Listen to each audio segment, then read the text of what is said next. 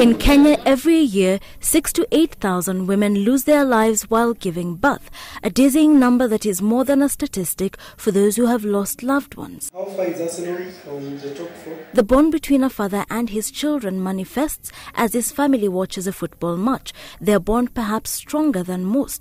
Dan Shikanda raised his 3 children all alone after his wife died while giving birth to their 4th child 12 years ago. A faraway look comes into Dan's eyes as he recalls the events that led to his wife's death, the joy when he received the call telling him she was in labor. Jumped into the car, went all the way joking. I was telling her, hey, make sure you don't deliver in the car.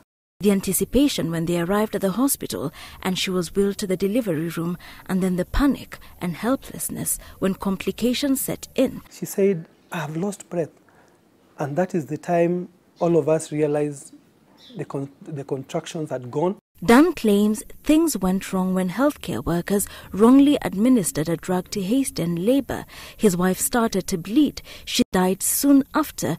The child, who was delivered through a C-section, also died 3 weeks later, leaving him with a hospital bill of 8 million shillings, 3 children to raise, and bitter memories of the traumatic incident. So over a decade later, when he found love again, he and his new wife chose to have their 2nd child in America. The gynecologist was very patient. The nurses around us were very patient. In fact, they used the same drug. The difference is that the drug, the rate at which they were giving the drug was so minimal. These are some of the stories which emerged when the Ministry of Health set out to probe maternal deaths in the country.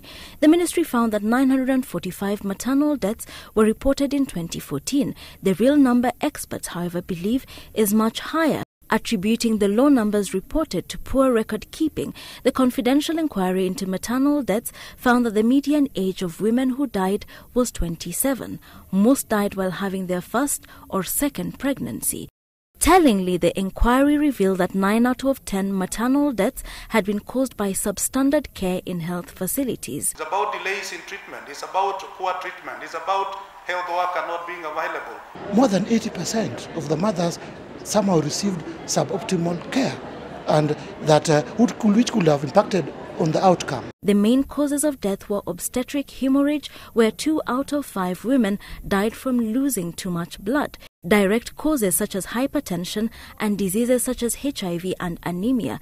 It emerged that 15 counties, among them Marsabit, Mandera, Garissa, Lamu, Migori, Bungoma and Nairobi, had the highest incidence of maternal deaths. The challenge to scale up support to caregivers in even the most remote areas. County governments were also urged to allocate more resources to healthcare in order to enhance access to quality healthcare services.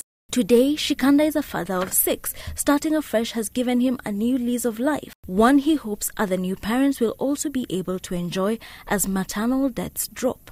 Wilkista Nyabwa, Citizen TV.